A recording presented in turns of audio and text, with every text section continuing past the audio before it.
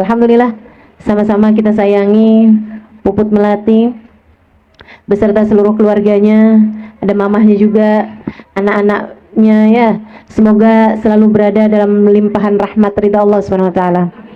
Semoga Puput beserta seluruh keluarganya dipanjangkan umurnya, disehatkan badannya, dimudahkan urusannya, dimurahkan rezekinya, kabulkan hajatnya, dibahagiakan hidup dunia akhiratnya. Amin ya rabbal alamin.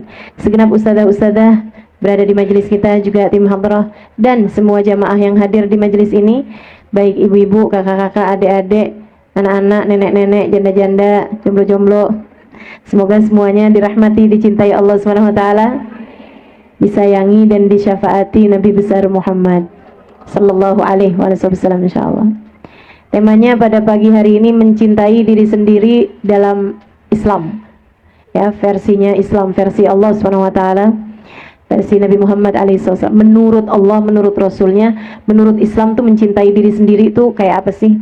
Teman-teman saya sekalian, nih zaman-zaman sekarang nih ibu-ibu nih, orang-orang suka bilangin self love gitu ya, cinta diri gitu. Jadi kita baru bisa mencintai orang lain kalau kita udah cinta sama diri sendiri gitu. Apakah memang sebaiknya orang itu mencintai diri sendiri? Betul, cintai. Silahkan cintai dirimu sendiri. Dan juga memang Islam juga memerintahkan orang untuk cinta sama dirinya sendiri. Makanya haram bunuh diri. Masa diri sendiri dibunuh gitu kan ya? Gak boleh tuh teman-teman saya sekalian gitu, karena memang Islam memerintahkan kita untuk mencintai diri kita sendiri. Bahkan Islam tuh gak bolehin kita untuk menyerah ketika ada seseorang yang mau merampas diri kita, yang mau berbuat jahat sama diri kita. Gak boleh gitu kan, gak boleh. Kalau ada orang yang mau melukai kita atau apa, kita harus berontak gitu kan. Itu bagian dari kita mencintai diri kita sendiri gitu. Bahkan kalau misalnya nih ada seorang istri yang KDRT dari suaminya, dipukulin, tendang gitu kan ya, itu teman-teman saya sekalian, dalam Islam itu istri tersebut itu harus berontak, harus cari keselamatan, jangan sampai dibiarin. Jangan sampai udah gue mah sabar aja, biarin aja dah. Nggak boleh tuh. Kenapa? Sebab bagian dari cinta kepada diri sendiri itu adalah kita tidak diperkenankan membiarkan ketika diri kita berada dalam keadaan yang tidak nyaman. Nggak boleh diri jadi samsak tinjunya suami, itu nggak boleh bu. Ustadzah, sabar kan saya berusaha buat jadi istri yang sabar. Bu, itu namanya bukan sabar, namanya maaf bodoh. Emang sabar sama bodoh bu kadang-kadang bedanya tipis ya bu ya. Ibu nggak boleh jadi orang bodoh, jadi orang sabar iya gitu. Jadi nggak boleh kalau misalnya ada orang itu istri tiap hari jadi samsak tinju tuh, keluar rumah matanya bengep, pipinya merah bekas tamparan gitu kan ya, badannya juga antara sakit-sakitan gara-gara dijahatin sama siapapun, apalagi sama suaminya. Harus meminta perlindungan, balik pada keluargamu, balik pada orang tuamu. Udah nggak punya orang tua ustazah, balik sama kakak, balik sama tetangga kalau perlu laporkan polisi, Polda aja udah gitu ya, Komnas HAM. Itu bagian dari cinta kepada diri sendiri. Akan tapi seperti apa sih sebenarnya Islam itu ngaturin kita cinta sama diri sendiri tuh mesti yang kayak gimana? Yuk kita pelajarin pada siang hari ini, pagi hari ini. Teman-teman sekalian yang saya muliakan, Allah tuh ngasih sama diri kita nih, manusia nih ada 3 unsur ya bu ya. Ada badan, ada akal, sama hati. Ketiganya harus kamu sayangi, ketiganya harus kamu cintai, ketiganya harus kamu berikan haknya. Haknya badan apa aja bu? Kasih makan. Jadi kalau ada orang nih gara-gara suaminya buka cabang, akhirnya dia nggak mau makan, akhirnya dia nggak mau minum, akhirnya dia nggak bisa tidur, akhirnya dia ampe gitu sehari 2 hari. Nah itu namanya nggak cinta sama diri sendiri. Ibu-ibu sekalian yang saya muliakan, badan kamu perlu makan. Islam tidak menyarankan orang untuk tidak memberikan haknya. Nabi pernah sangat marah terhadap kawannya Abdullah ibn Rawahah. Jadi Nabi itu waktu awal hijrah ke Madinah, Nabi ada mempersaudarakan orang Mekah sama orang Madinah. Ada seseorang dipersaudarakan sama Abdullah ibn Rawaha. Satu waktu Abdullah ibn Rawaha lagi ke rumahnya temennya ini, Bu ya, di Madinah. Dia ngelihat istrinya temennya itu, Bu, kagak ada auranya di wajahnya, nggak ada cerianya. Istri temennya. Istri temennya tuh mukanya kelihatan lungsut, kelihatan kusut, kelihatan suram lah pokoknya gitu ya. Kelihatan suram gitu. Pakai daster udah nggak jelas warnanya. Mukanya juga nggak ada kelihatan air mukanya gitu. Kayak aduh udah nggak keurusan banget gitu. Akhirnya dia nanya sama istri temennya itu, "Kamu kok kayak gitu amat sih? Padahal kan kamu punya suami, kamu punya anak gitu." Dia bilang, "Lah saya mah punya suami juga kayak nggak punya suami." "Maksud kamu gimana?" "Suami saya kalau malam ibadah, sholat, kalau siang puasa. Saya sih nggak bisa deketin suami saya. Kalau malam sholat mulu, kalau siang puasa mulu, nggak bisa dideketin dua-duanya." "Oh gitu." "Tiap hari puasa?" "Tiap malam tahajud nggak pakai berhenti?" "Ibadah malamnya nggak pakai berhenti, ibadah siang pakai berhenti." Abdullah bin Rawaha mengadukan ini kepada Nabi Muhammad. "Rasul, apakah itu yang benar gitu?" Abdullah bin Rawaha mau tahu gitu. Kata Nabi, "Oh gitu, panggilin dia." Panggil, sama Nabi ditanyain dulu, ini namanya tabayun ya Bu. Kita tuh kalau dengar kabar, cari kejelasannya dulu, bener apa enggak. Jadi tanyain sama Nabi, "Asum tadahran, apakah kamu puasa sepanjang tahun?" Dia bilang, "Iya Rasul." "Bangga Bu, saya puasa tiap hari Rasul. Kecuali lebaran sama hari tasyrik doang saya nggak puasa. Selebihnya dalam setahun semuanya hari saya puasain." "Agumta lail, apakah kamu kalau malam tuh kamu bangun tiwala sana sepanjang malam, nggak pakai tidur sepanjang malam tiwala lail?" Dia bilang, "Bala ya Rasulullah." "Iya Rasul, pakai tidur saya Rasul. Tidurnya ntar pagi aja tuh Rasul sebentaran." "Kamu punya istri?" "Ada Rasul." "Punya anak?" "Ada Rasul." Kata Nabi Muhammad, "Innama ana atqakum." Sesungguhnya aku adalah orang paling bertakwa di antara kalian. Ibadah itu kan Bu, nyari kedekatan sama Allah. Ibadah itu kita tuh kalau orang bertakwa, kalau orang ibadah itu namanya orang takwa. Kan gitu ya? Orang yang mendekat sama Allah tuh orang yang bertakwa. "Innama ana atqakum." Kata Nabi, saya ini orang paling takwa di antara kalian. Artinya Nabi orang paling tahu dong jalan menuju Allah. Betul nggak? Nabi paling paham jalan menuju Allah. "Walakinni asumu aftur." Akan tetapi saya puasa juga, ada hari yang saya nggak puasa. Walakinni agumu anam, dan kalau malam saya juga ada bangunnya juga, ada tidurnya juga. "Inna li jasadika 'alaika haq." Kamu harus tahu, maksud Nabi ini gini, kalau kamu mau beribadah kepada Allah, mau nyari pahala di sisi Allah, mau nyari deket sama Allah, ikuti cara saya. Saya ini puasa juga, Senin Kemis kan Nabi puasa, tapi Selasa Nabi nggak puasa, Rebo Nabi nggak puasa, Jumat, Sabtu, Minggu Nabi nggak puasa. Malah banyakan nggak puasanya daripada puasanya. Terus kalau malam, Nabi Muhammad juga bangun tahajud, tapi Nabi juga ada tidur Bu. Nabi tuh habis Isya bentaran dikit tidur, tapi bangun lebih awal. Jam 11, jam 12 Nabi udah bangun Bu. Terus tuh sampai subuh sholat ibadah, tapi ada tidurnya Nabi Muhammad. Dan kalau siang nih Nabi nih jam-jam segini nih Nabi tidur nih jam 11 sampai ke ya setengah 12 sampai ke jam 12 gitu. Belum ya, bentar lagi nih. Makanya saya nggak heran kalau ada ibu-ibu ketiduran pas waktu pengajian jam-jam 11 mau ngerjain sunnah. Saya nggak berani negurnya, ya nggak. Orang mau ngerjain sunnah masa dilarang. Teman-teman sih sekalian saya muliakan, kata Nabi Muhammad begitu tuh, "Walakinni agumu anam." Tapi kalau malam saya juga ada tidurnya juga, ada bangunnya juga. Siang juga Nabi Muhammad punya qailulah, tidur siang sebentar.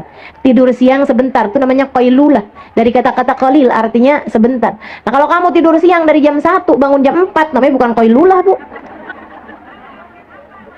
namanya kusairah. Namanya tidur banyak gitu ya. namanya naum katsir. Teman-teman sih sekalian, jadi nih kata Nabi Muhammad, nggak gitu caranya, jalanin hidup nggak gitu caranya. Nabi kemudian bilang, innali jasadika alaika hak, badan kamu itu ada haknya, buat kamu kasih makan, buat kamu rawat, buat kamu bagusin tuh badan, jaga badan. Innali zaujatika alaika hak, sesungguhnya istri kamu punya hak terhadapmu. Innali auladika alaika hak, sesungguhnya anak-anakmu punya hak buat kamu sayangi, buat kamu tegurin, buat kamu pelukin, buat kamu kasih, buat kamu dengarkan. Ada hak dari orang-orang di sekeliling kamu. Kamu jangan pikir di akhirat tuh hisab tuh urusannya cuman yang seberapa banyak kamu sholat, seberapa banyak kamu puasa. Enggak gitu. Enggak gitu. Kita di atas muka bumi ini perlu untuk mencintai badan kita, menyayangi badan kita, memberikan hak terhadap badan kita. Jadi bagian dari cinta sama diri sendiri, kasih makan badannya. Silakan makan. Makan yang enak boleh Ustazah? Boleh, asalkan halalan thayyibah. Yang halal dan yang thayyib. Ibu-ibu jangan karena dengar misalnya begitu ya, orang yang mujahadah makannya ini gitu, sampai kemudian nggak mau makan. Atau misalnya lagi nabung nih, pengen punya rumah, sampai tiap hari makan mau pakai garam mulu. Bu, punya rumah kagak, darah tinggi iya? Nggak gitu caranya, nggak gitu.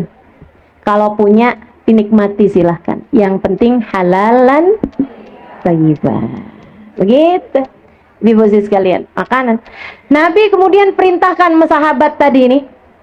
Kata Nabi Muhammad, kalau gitu kamu cukup puasa sebulan 3 hari. Sebulan, tiap sebulan, kecuali Ramadan tentu saja ya. Sebulan puasa 3 hari. Ya Rasulullah, ini utik fauqa dzalik. Rasul, saya kuat lebih daripada itu. Kata Nabi, dan sum yaumul itsnin wal khamis. Kalau gitu kamu puasa seminggu 2 hari, Senin Kamis. Ya Rasulullah, ini utik fauqa dzalik. Saya kuat lebih daripada itu wahai Rasul.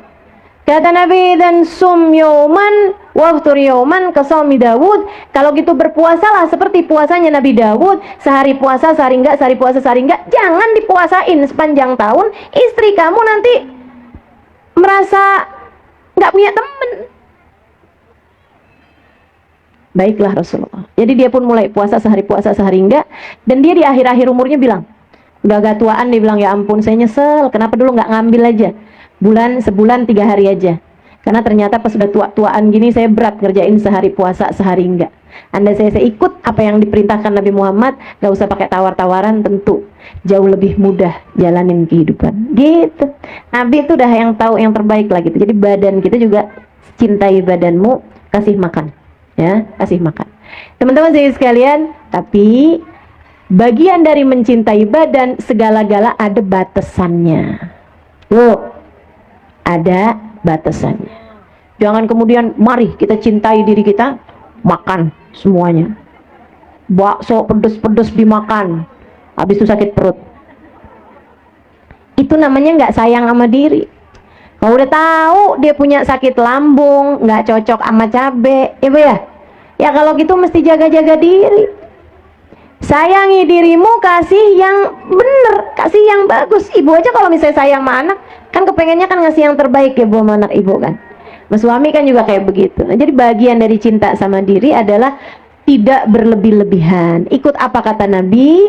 Kata Nabi Muhammad terhadap urusan makanan nih bu nih, nahnu qaumun la na'kul hatta naju' wa idza akalna la nashba'. Kami adalah orang-orang yang gak makan kecuali sesudah lapar, dan kalau makan berhenti sebelum kenyang. Kamu cinta sama diri sendiri begitu ya, ikutin apa yang jadi aturannya Nabi. Jangan kenyang-kenyang masih aja terus aja tuh. Waduh, bener-bener ya. Bagian dari gak cinta sama diri sendiri, jagain badannya biar sehat. Karena kita nih ibu-ibu sekalian, nih bu, kenapa orang zaman dulu kayaknya lebih sehat-sehat deh daripada orang zaman sekarang? Ya kan ya? Orang zaman sekarang bener tuh, banyakan mecin, banyakan instan, banyakan gula, banyakan segala macam. Orang dulu-dulu tuh makanannya jauh lebih sehat. Ya bu ya?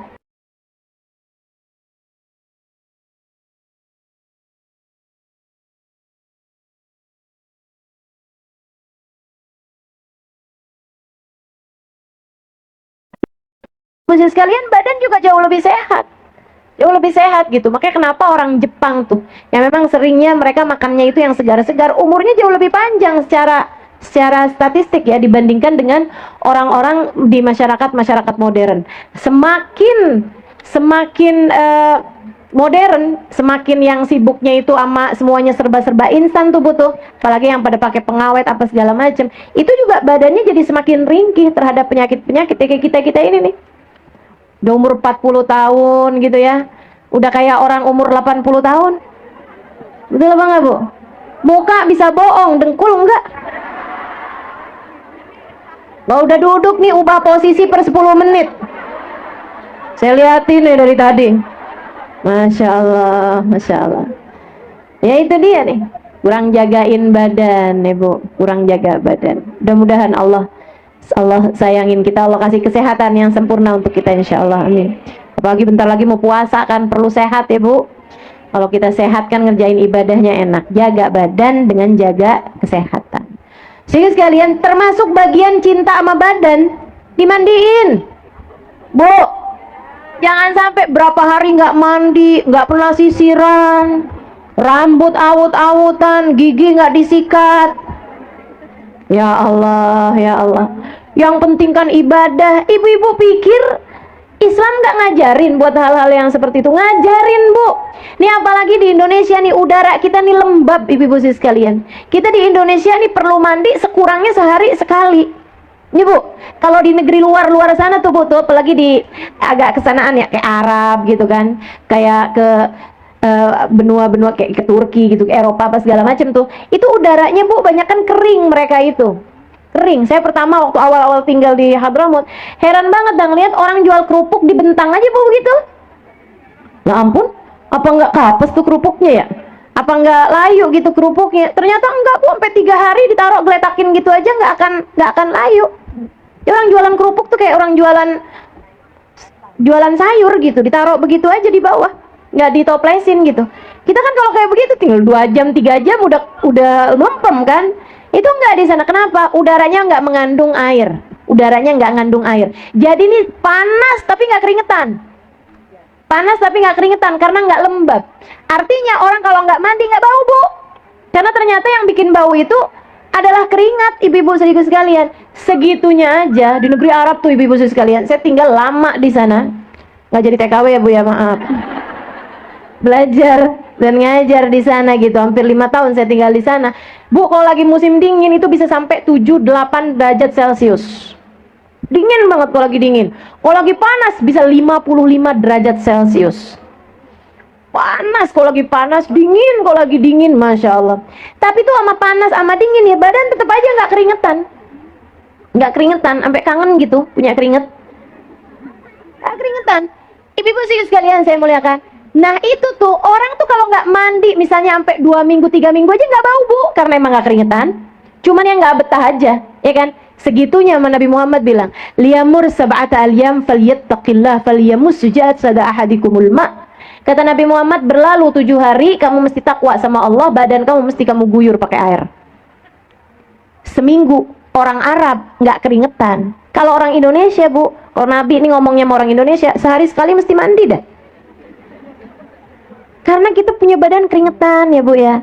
Dan kita ini bukan orang-orang mulia, bukan Nabi Muhammad. Nabi Muhammad tuh Bu kalau keringetan bau misik. Ibu bau karbit. Masya Allah. Nabi baunya kasturi Bu. Orang malah ambil keringetnya Nabi Muhammad buat dipakai parfum. Kita mah buat bikin jadi zat pemusnah. Ngusir tikus, ngusir inian tuh bisa tuh kayaknya pakai keringat kita. Nah itu jadi kita emang mesti banget mandi gitu, bagian dari mencintai diri sendiri. Mesti tuh sikat gigi. Nabi sikat gigi Bu, waduh sering banget pakai kayu siwak. Padahal Nabi tuh mulutnya baunya wangi. Segitunya Nabi rajin siwakan gigi. Nabi rajin sikatan gigi. Mau masuk rumah sikatan nih Nabi nih. Mengajarkan kita untuk mencintai, menyayangi badan kita sendiri. Sahabat tuh bilang, "Idza takallama faka'annal miska yakhruju min fi." Nabi kalau bicara seolah-olah kasturi bertebaran dari mulut beliau. Wangi bener bau mulutnya. Tambah deket tambah enak ciuman bau mulutnya Nabi.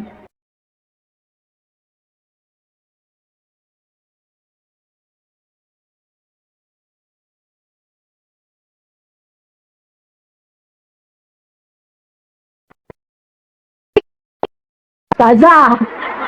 Ya Allah, ya Allah. Mau nggak nengok, nggak akhlak, ya kan? Mau nengok, ya Allah, mesti nahan nafas gitu. Pertahanan nafas itu kan nggak banyak ya Bu ya. Luar biasa. Nah ini mesti banget nih kita itu buat sayang sama diri sendiri dengan kita rawat badan. Rawat badan. Cinta sama diri sendiri, pakailah baju yang bagus.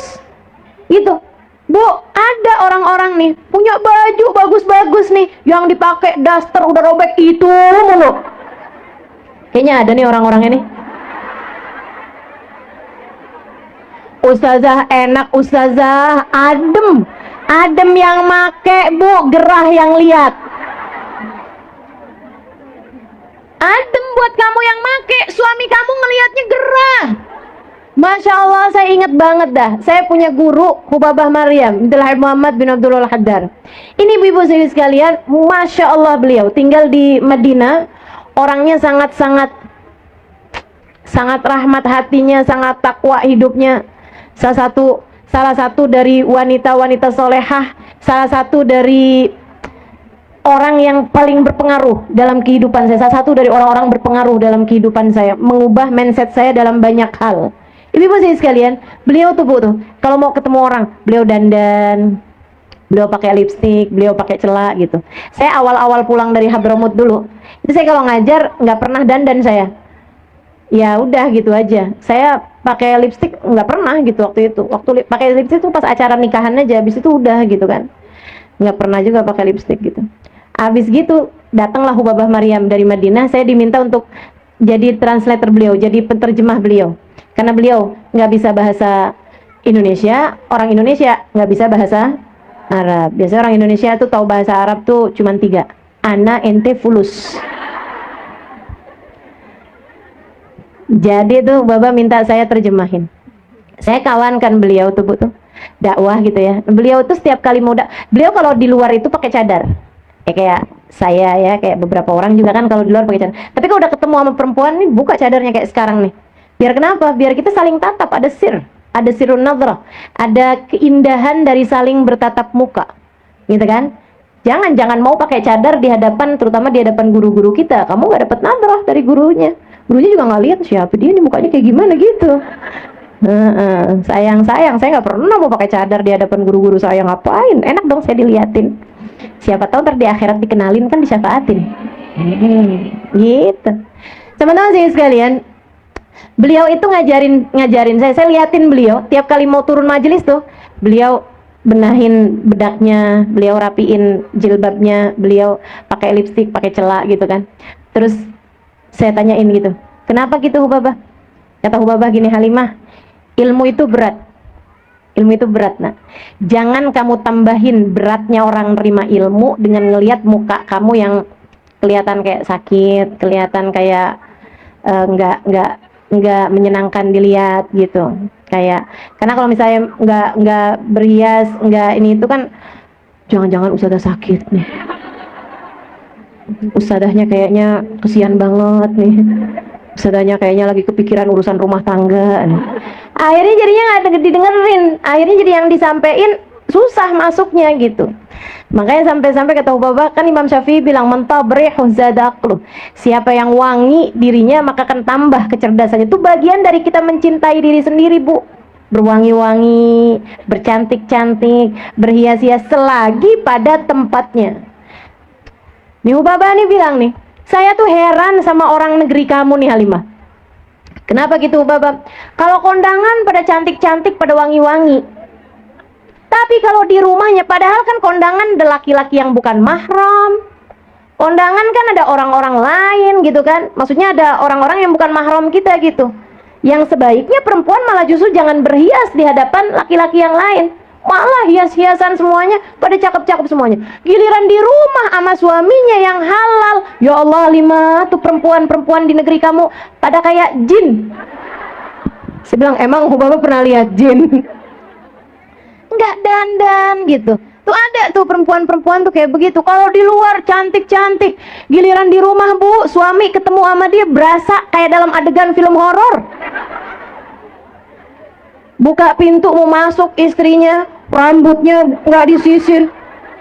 Pas lampu mati buka pintu, wah, kaget suaminya. Masya Allah, Masya Allah. Nggak gitu caranya. Cintai dirimu, cintai dirimu. Islam memerintahkan untuk itu. Dalam artian jaga badan, makan yang benar, begitu kan ya? Makan yang enak, tapi juga yang bergizi, gitu. Sayangi badanmu dengan cara apa namanya? Pakai baju yang benar, pakai baju yang bagus, gitu. Ibu-ibu sekalian, ini saya kasih tahu, Islam bahkan melarangmu untuk pakai baju robek yang nggak dijahit. Islam larang pakai baju robek yang nggak dijahit. Kalau kamu mau tetap pakainya, jahit dulu, jangan robek-robek dipakai. Itu min asbabil faqr. Ini saya serius, salah satu dari sebab kefakiran, salah satu dari sebab Allah ngasih kepadamu kemiskinan.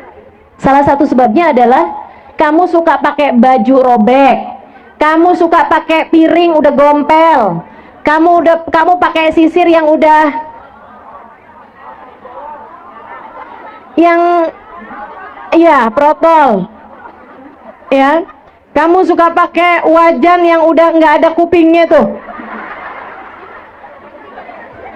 panci nggak ada kupingnya tuh. Nah tuh, kamu suka pakai apa namanya, cangkir yang udah nggak ada pegangannya tuh. Tuh, suka dipakai buat tempat minyak. Habisnya sayang-sayang Ustazah, katanya gitu. Teman-teman sini sekalian saya muliakan, itu Bu, perkara-perkara kecil, tapi saya baca kalau nggak salah dalam Sulamut Taufik atau ada Bu Ta'lim, pokoknya salah satu dari kitab itu ya Bu ya. Itu min asbabil faqr, ibu-ibu sekalian, sebab-sebab Allah ngasih kefakiran. Kenapa gitu? Kata Allah gini, dikasih duit kagak ada gunanya, pakainya yang robek-robek mulu. Dikasih duit banyak kan nggak ada gunanya, dia sukanya pakai barang jelek-jelek mulu, ya udah nggak usah dikasih aja sekalian gitu, makanya jadi miskin. Ayo pulang-pulang nanti keluarin, buang-buangin tuh barang ya Bu ya, buang-buangin tuh barang. Ibu-ibu sekalian, tuh namanya mencintai diri sendiri, Bu, sayangin diri gitu. Dandan cantik di hadapan suami, pakai wangi-wangian, mau sholat, apalagi sholat tuh ibu-ibu sekalian, sholat tuh banyak banget nih punya baju bagus-bagus, giliran mau kena sininya udah pada bekutu, ada bintik-bintik, apa sih itu namanya, jamur ya. Mau kena sampai sini-sininya berjamur nih, mana baunya nggak jelas Bu, ya Allah, ya Allah. Minjem mau kena, sholat sambil nahan nafas. Pernah nggak kayak begitu? Innalillahi wa inna ilaihi raji'un. Kamu nggak sayang sama diri sendiri? Sayangi diri sendiri.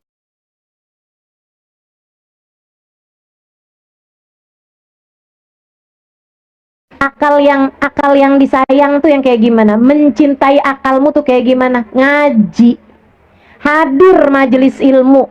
Sebab akal kamu tuh perlu makanan. Apa makanannya? Ilmu yang manfaat. Itu makanan buat akal kita. Jadi mikirnya bener. Orang kalau suka dengerin kajian-kajian dari ulama-ulama yang memiliki sanad keilmuan bersambung dengan baginda Nabi besar Muhammad SAW, cara berpikirnya bener, cara mikirnya bener, ngadepin anak ngerti kayak gimana, ngadepin suami ngerti kayak gimana. Kenapa gitu? Akalnya bagus. Ibu-ibu sekalian, ada seorang perempuan jadi misali, jadi teladan gitu, kayak semua orang tuh sayang aja bawaan sama dia gitu. Suaminya sayang banget sama dia, anak-anaknya sayang banget sama dia, kayak jadi surga buat semua orang. Satu waktu ditanyain, dia bilang, Bu, udah tua nih, umur 60-an tahun. Saya lihatnya di internet ya, wawancaranya dia ini. Dia bilang, Bu, ibu tuh sama suami ibu nggak pernah marah. Istrinya bilang gitu, dia bilang dulunya sih pernah marah, sekarang udah hampir nggak pernah gitu, tapi dulu pernah marah. Terus kalau suami ibu marah, ibu gimana? Dengerin nih, luar biasa nih, ini otak tuh kalau bercahaya tuh Bu, kalau disayang-sayang, bener mikirnya. Dia bilang gini, saya kalau suami saya marah, saya dengerin, saya senyumin, saya kesian sama dia. Hebat kan? Hebat banget gak cara mikirnya? Kesian, kenapa Bu? Dia lagi marahin ibu, kok ibu malah kesian sama dia? Ya kan orang marah-marah capek. Akalnya nih dulu bercahaya banget. Orang marah-marah capek apa nggak Bu? Capek. Dia bilang kesian, jadi saya liatin, saya dengerin, kesiannya nih suami saya. Terus gimana? Kan dia nyakitin, kata-katanya kan nyakitin. Kalau orang lagi marah kan kata-katanya nyakitin. Kamu memang dasar begini, bukan begitu tuh. Dia bilang, iya saya dengerin tapi saya nggak percaya. Katanya nyakitin kan, kamu tersakiti apa enggak? Enggak, dia bilang soalnya saya nggak percaya. Suami saya, kata Nabi Muhammad, lagi dikuasain setan. Orang tuh kalau lagi marah, dikuasain setan. Ya, makanya Nabi Muhammad bilang, innal ghadab minasyaitan, syaitan minan nar, ulid fin nar lil ma' fa idza ghadiba ahadukum falyatawadda. Kata Nabi, kemarahan tuh dari setan. Setan tuh terbuat dari api. Maka kalau seorang di antara kalian marah, hendaklah pergi wudu. Suruh wudu orang kalau lagi marah. Nama Nabi disuruh pergi wudu biar adem. Kalau wudu nggak mempan juga kamu lagi marah, wudu, Bu. Kalau wudu nggak mempan juga mandi. Kalau mandi ibu berasa nggak mempan juga, berendam aja dulu Bu. Masuk bak berendam aja gitu. Kalau lagi marah ya, hilang, subhanallah hilang marah ibu. Seenggaknya itu emosi mampu terkendalikan. Jadi dia bilang kalau suami saya lagi marah, kalau dia ngomong sesuatu hal yang kasar, yang kotor, yang jahat-jahat gitu, saya dengerin tapi saya nggak percaya. Kenapa gitu? Karena saya lebih percayaan sama Nabi Muhammad. Nabi Muhammad bilang tuh orang kalau lagi marah dikuasain sama setan. Jadi ini yang lagi ngomong setan dia, mana mau saya percaya. Cakep tuh cara berpikirnya. Namanya akal sehat, ibu-ibu sekalian. Itu namanya akal sehat tuh bisa begitu. Nah itu bisa didapat ilmu kayak begitu tuh karena dia hadir majelis, karena dia mendengarkan kajian-kajian gitu. Dia bilang nanti kalau suami saya udah selesai marahnya, saya tinggalin ke dapur. Ngapain? Bukan ngasah pisau Bu, bukan. Dia bilang saya bikinin teh, saya bikinin minuman kesukaan dia, saya siapin makanan-makanan manis kesukaan dia gitu, kayak gorengin pisang atau apa gitu kan. Terus saya masuk, kenapa kamu kayak begitu? Ya abis marah-marah capek, kesian. Hebat banget deh ini orang mikirnya. Terus dia bilang saya suguhin itu makanan, terus saya ceritain apa aja gitu yang gak ada kaitan sama kemarahannya. Saya ceritain hal-hal lucu-lucu apa gitu. Tadi saya ketemu sama Ustazah Halimah, nggak ada kaitan gitu sama kemarahannya itu. Tadi aduh kemarin ada orang cerita tuh lucu banget. Ada aja gitu yang diceritain gitu yang untuk bikin suaminya jadi ini gitu. Terus biasanya suami kamu ngapain? Dia akan liatin saya, terus habis itu dia minum, dia ini, terus lama-lama dia ngomong kayak gini, maaf ya, tadi saya habis marah sama kamu, maafin saya. Ini saya bayangin nih kalau itu kena sama kita bakal jawabnya kayak gimana? Tanya.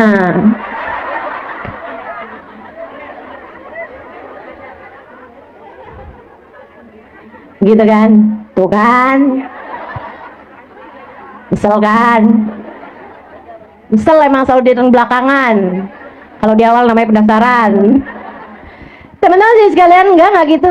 Dia bilang nanti tuh suami saya akan minta maaf, suami saya akan ngomong, saya tuh tadi ngomong kayak gitu tuh nggak beneran. Dia bilang saat itu saya percaya. Saat itu saya percaya. Saya akan bilang sama dia, nggak apa-apa, saya tahu kok. Gitu. Kamu emang nggak kayak gitu, saya tahu kok. Subhanallah. Enak gak pisang gorengnya? Udah tuh lewat. Ini ibu-ibu akal bercahaya namanya. Akal yang bercahaya. Kamu cintai dirimu dengan belajar ngadepin anak kamu pelajarin, ngadepin suami kamu pelajarin. Karena ibu-ibu sekalian, ini saya sering ditanya nih sama adik-adik nih, Ustazah saya mau nikah nih Ustazah, persiapannya apaan nih Ustazah? Saya bilang nggak ada persiapan. Persiapan menuju hari pernikahan tuh nggak ada. Orang nikah tuh hidup baru menurut saya ya. Orang nikah tuh hidup baru. Bu, dipersiapin kayak gimana nggak akan sama kehidupan pernikahan tuh. Mau dibekelin dengan ilmu kayak apapun tuh nggak sama. Hidup baru kok. Kita udah siap nih ngadepin suami yang pelit. Dapetnya suami malah nggak pelit. Tapi gampang tertarik sama perempuan orang, misal gitu, sama perempuan lain. Ada aja Bu ya, yang kita persiapin apa, dapetnya yang mana gitu kan. Emang kehidupan mah kayak begitu gitu. Jadi kalau saya ditanya, Ustazah persiapannya apa nih, saya mau nikah gitu, saya bilang kamu nggak usah persiapan apa-apa. Secara inian ya, secara mental gitu kan. Kamu hanya perlu satu hal aja. Karena yang namanya nikah tuh kehidupan yang baru, sama kayak anak tuh, anak kecil lahir di atas muka bumi gitu kan. Ia punya kehidupan yang baru, nggak sama kehidupan di dalam rahim ibunya gitu. Dia cuma perlu satu aja. Apa itu? Jangan berhenti belajar. Jangan berhenti belajar. Pelajari suami kamu. Oh, suami saya kalau saya begini dia nggak senang. Ya udah saya tinggalin gitu. Masa ada orang dia. Dulu zaman saya masih kadang suka kalau ada telepon rumah kan mau nggak mau diangkat tuh Bu. Kalau sekarang sih alhamdulillah telepon kan adanya di tangan ya Bu ya, di HP ya Bu ya. Saya nggak ngangkat tuh kalau telepon nomor yang saya nggak kenal. Jadi ibu-ibu nggak usah dah telepon saya. Nggak saya angkat. Dulu zaman saya ngangkat telepon gitu kan, terus orang nanya kayak begini, Ustazah gimana cara saya ngadepin suami saya? Gimana saya tahu suami kamu? Kalau kamu nanya sama saya gimana cara saya ngadepin suami saya tahu dia suami saya. Saya tanya sama dia, kamu udah berapa lama nih? 20 tahun. Nah, belajar apa aja tuh? Bisa-bisanya kawin 20 tahun. Tuh Bu, kalau orang belajar 20 tahun tuh Bu udah jadi profesor. Kamu jadi istri 20 tahun dan kamu nggak ngerti ngadepin suami kamu, artinya kamu nggak pernah mau belajar selama ini. Pelajarin, anak-anak kamu pelajarin. Yang ini nggak bisa dikerasin, gitu kan? Yang ini kalau diomongin itu mesti pakai bahasa yang kayak gini. Yang ini kalau ngomong sama dia mesti to the point. Yang ini kayaknya lebih ngerti bahasa sentuhan, kayak dia paling seneng banget dipeluk-pelukin. Yang satu dia nggak demen tuh dipeluk-pelukin, tapi senengnya diomongin. Itu ibu-ibu sedikit sekalian pelajarin. Ada namanya bahasa cinta ya Bu ya. Tiap orang bisa beda-beda gitu. Pelajarin, suami saya tuh bahasa cintanya apa, gitu kan? Oh pelajarin, biasanya antara kata-kata, ada juga sentuhan fisik, begitu kan ya? Seneng dipelukin, seneng dipegangin gitu. Ada yang modelannya begitu, ada yang senengnya tuh dikatain gitu, mesti dikatain, dipakein bahasa gitu ya. Oh kamu emang luar biasa Bang. Andai waktu bisa kuulang, tak akan ku memilih pasangan lain selain dirimu. Kamu adalah seorang suami yang selalu bisa saya andalkan. Aduh, saya nggak ngerti deh, kayaknya kalau hidup nggak sama kamu nih, aduh, terus pokoknya repot dah. Kamu emang lelaki paling keren yang pernah saya temuin. Luar biasa. Ada tuh yang seneng kayak gitu, seneng pujian. Ada yang senengnya tuh dipegang-pegang, peluk-peluk, disentuh-sentuh gitu. Ada juga yang senangnya tuh dilayanin gitu kan, apa-apa disiapin, apa-apa. Ada yang kayak begitu gitu. Setiap orang bisa beda-beda bahasa cintanya gitu. Nah, kamu mesti pelajarin suami kamu tuh senengnya diapain. Gitu kan? Ustazah saya kok nggak tahu ya. Itu karena selama ini kamu fokus sama diri kamu sendiri. Teman-teman, itu tuh sesuatu yang harus kamu pelajarin, bagian dari kamu mencintai akalmu. Pelajari ilmu yang bermanfaat bagimu. Jangan ribut mulu ngurusin urusannya orang lain. Kasusnya polisi, tombak polisi, hatam. Tahu semuanya. Waduh, segala macam detail-detailnya tahu. Urusan ngadepin suami sendiri nggak ngerti. Teman-teman sekalian, pelajarin apa-apa tuh pelajarin. Biar kamu paham, biar otakmu bercahaya. Akalmu bercahaya. Sehingga akal yang bercahaya akan memandumu menjalani kehidupan di atas muka bumi ini. Gitu teman-teman sekalian, bagian dari cinta diri. Ibu ya. Nah yang terakhir, bagian dari cinta diri adalah cintai, sayangi hatimu. Hati ini sayangi. Gimana caranya sayangin hati? Tinggalin dosa, deketin Allah, deketi kekasih Allah Nabi besar Muhammad sallallahu alaihi wasallam. 3 hal itu ibu-ibu sekalian. Kalau kamu kerjain, kamu namanya orang yang menyayangi hatimu. Tinggalin dosa. Kenapa Ustaz? Apa kaitannya tinggalin dosa sama menyayangi hati? Nabi Muhammad bilang, "Idza adnabal 'abd nakat fi qalbihi nuqtah sauda. Fa idza istaghfar wa tab imtasah."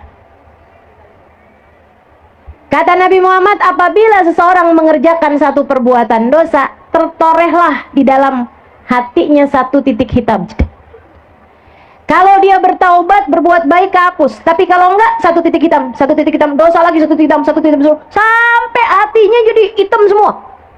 Kalau udah orang hatinya hitam semua, ibu-ibu sekalian, udah bukan sampah hati lagi, udah bukan kotoran hati lagi, jadinya ran.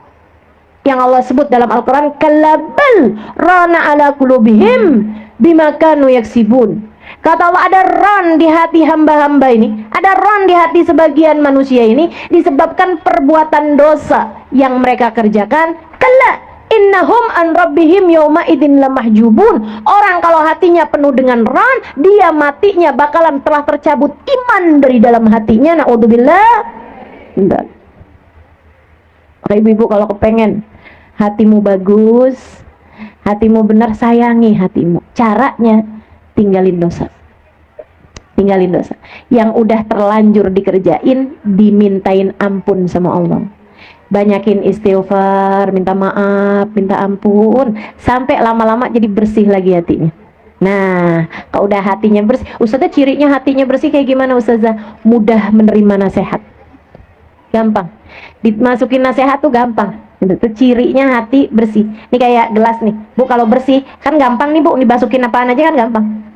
Tapi kalau kotor nih gelasnya nih, kotor gelasnya nih, gelasnya udah ada macem-macem nih, dimasukin kopi rasanya beda, dimasukin teh rasanya beda, emang dalamnya udah macem-macem. Demikian pula dengan hati. Hati yang bersih mudah menerima nasihat, gampang terasa, hatinya tuh gampang terasa. Dimasukin apa aja nggak campur-campur hatinya.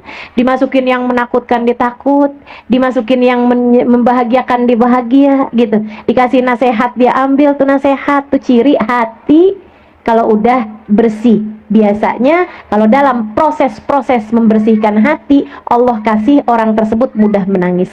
Karena yang namanya ibu-ibu, yang namanya barang-barang yang bisa ngebersihin itu kan cairan tuh Bu, betul nggak? Kalau nggak air, kalau nggak cairan apa kan yang bisa ngebersihin. Termasuk yang bisa ngebersihin hati juga cairan, namanya air mata. Air mata penyesalan, air mata taubat, air mata menangis karena rindu pada Allah, air mata menangis karena rindu pada Rasulullah. Itu semuanya tuh ngebersihin hati-hati kita. Ini nggak apa-apa. Ibu kalau pas lagi baca Quran nangis, ibu kalau lagi baca istighfar nangis misalnya gitu, ibu kalau hadir maulid nangis gitu ya, kalau dengar nasihat-nasihat nangis, bagus, nggak apa-apa. Itu ngebersihin hati-hati kita. Deketi Allah ibu-ibu sekalian, karena Allah itulah yang mengatur kehidupan kita, bahkan hati kita berada dalam kendali Allah Subhanahu wa taala. Deketin. Ibadah yang benar, sayangi Allah, cintai Allah. Tahu bahwa apapun terjadi semuanya dengan kehendak Allah, gitu kan? Kejadian apa aja emang udah Allah tentuin tuh kayak begitu, ya udah kita sabar aja, kan gitu kan? Nah tuh kayak gitu TV sekalian, gitu ya, kita belajar untuk mendekati Allah Subhanahu wa taala sampai menjadi tak berjarak. Allahnya selalu ada di hati kita. Hal terakhir, kalau kamu mau mencintai atau menyayangi hatimu, sayangi dirimu dengan cara sayangi hatimu. Sayangi hatimu. Hal terindah kalau kamu menyayangi hatimu, sayangi Nabi besar Muhammad. Sebab Nabi Muhammad yang bisa memberi syafaat, memberi pertolongan, membuat hidupmu tak pernah merasa sendirian. Nabi itu. Bu, ada saya punya ponakan, orang yang dekat sama saya. Dia bilang gitu, ya Allah, nyari dalam hidup, nyari cinta, nyari ini, nyari kesenangan, nyari apa, masih terus nyari sampai kenal Nabi Muhammad. Begitu kenal Nabi Muhammad, tahu bahwa beliau adalah yang paling mengerti kita umatnya. Nabi paling ngerti sama kita. Jadi kalau dekat sama Nabi Muhammad enak. Kalau dekat sama Nabi Muhammad enak. Makanya sama Nabi itu kita dikasih senjata, Bu. Senjatanya apa? Sholawat. Apa aja, katanya Sayyid Muhammad bin Alwi bin Abbas Al-Maliki, apa aja, nggak ada permasalahan di atas muka bumi ini yang tidak bisa diselesaikan dengan sholawat.